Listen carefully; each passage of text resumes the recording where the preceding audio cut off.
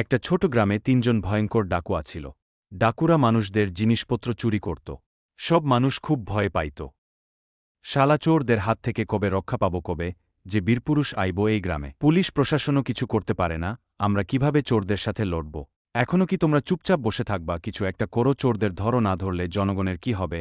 আমাদের উপরে জনগণের রাস্তা উঠে যাবে। হালক মামাকে ডেকে আনো। আমি হাল্ক, আমি চোরদের ধরব। চোরদের ধরে পুলিশের কাছে আমি নিজেই দিব। পুলিশ আমাকে 20 লক্ষ টাকা দিবেন। শালার চোর, তোদের আর রক্ষা নেই। আজ তোদের মেরে ভর্তা বানাবো। তোদের জ্বালায় শহরে গ্রামের মানুষ ভালো করে থাকতে পারে না। দাঁড়া শালার চোর, তোদের আর রক্ষা নেই। তোদের আজকে পুলিশের হাতে তুলে দেব। তোরা অনেক জ্বালাইছিস শহরের ও গ্রামের মানুষরে। আমি হাল্ক থাকতে তোরা চুরি করতে পারবে না।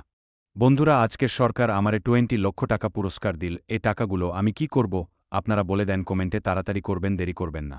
বন্ধুরা, সরকারে আজকে আমার 20 লক্ষ টাকা দিয়েছিল, সে টাকা আমি গরিবদের মাঝে বিলিয়ে দিলাম।